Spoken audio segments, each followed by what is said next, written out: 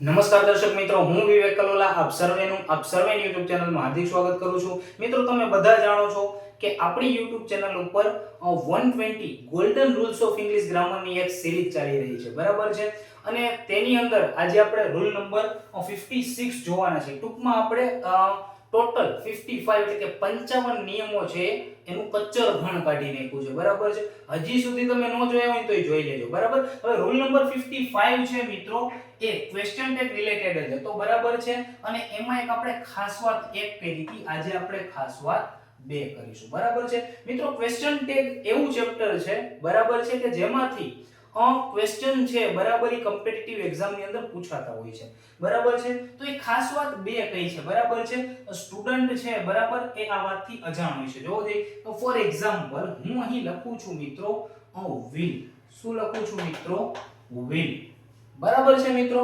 તો તમે બધા જાણો છો કે વાક્ય, બરાબર, ક્વેશ્ચન ટેગ છે, બરાબર, એનો રૂલ નંબર 54 છે, એ આપણો જોઈ લેજો એટલે તમને ક્વેશ્ચન ટેગ વિશે વ્યવસ્થિત માહિતી છે એ મળી જશે, બરાબર છે મિત્રો.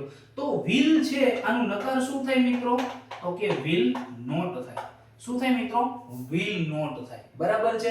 પરંતુ ક્વેશ્ચન ટેગ ની અંદર આપણે, બરાબર છે મિત્રો, શું યુઝ કરીએ છીએ મિત્રો? તો કે કોન્ટ્રેક્શન્સ યુઝ કરીએ છીએ. હવે કોન્ટ્રેક્શન્સ એટલે શું?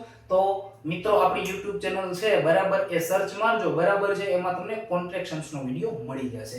ટૂંકમાં એકથી વધારે જે આ શબ્દો છે ને ભેગા કરવા, એને જોડવા, બરાબર છે. જેમ કે is not હોય તો isn't, are not હોય તો aren't, does not હોય તો doesn't, has not હોય તો hasn't. ક્લિયર છે મિત્રો? આને કોન્ટ્રેક્શન્સ કહેવાય. તો મિત્રો હું જો આનું કોન્ટ્રેક્શન્સ કરું તો શું આવું થાય?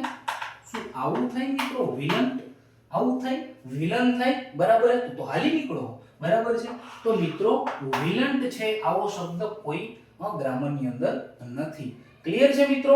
તો જોવો જોઈએ મિત્રો કે ઇંગ્લિશની અંદર will છે એનું નકાર will not થાય, પરંતુ એનું જે કોન્ટ્રેક્શન્સ વિલન્ટ નહીં થાય. તો શું થશે મિત્રો? તો કે will not નું જે કોન્ટ્રેક્શન છે સાચું એ won't થાય. શું થાય મિત્રો? won't થાય. ક્લિયર છે મિત્રો? હું એક્ઝામ્પલ ની મદદથી તમને એ સમજાવું કે કેવી બ્લેન્ક્સ છે એ આવી શકે. હું એમ લખું મિત્રો કે she will